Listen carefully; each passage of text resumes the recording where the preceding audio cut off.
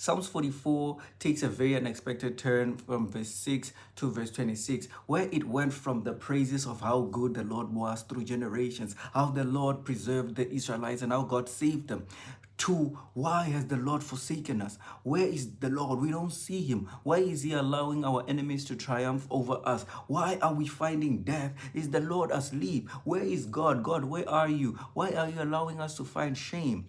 And in that, we get to realize that you and I are not the first people to come face to face with such situations, wherein we feel like the Lord has been faithful in the previous chapters and in the previous pages, but in this current page, he's not faithful, he's not with us. He has been with us in the previous times, he's not with us in this present times. But in all those times, and in all these pages in our life, he is there and has always been there. And in all of them, he is not asleep as the Israelites thought, but he is allowing us to mature and be preserved in the soul and in the spirit. As James chapter 1 teaches us in James chapter 1, verse 2 to 4, that such trials and temptations, they come to lead us to maturity and completeness. For if we only see the goodness of God in the flesh, how are we then to set our minds to the things of the Spirit?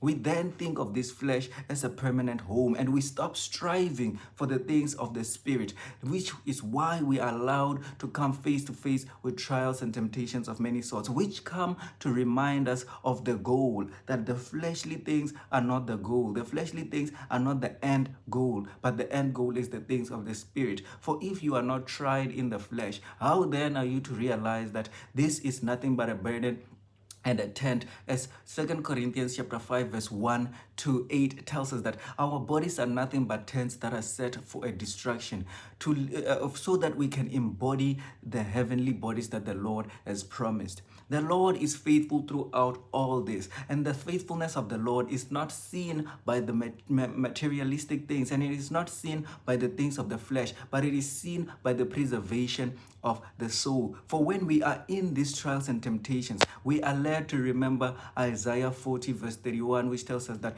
those who wait upon the Lord, he shall renew their strength. And the strength being spoken of is the strength of faith. For in such situations, a steadfast faith is produced, so says James chapter 1.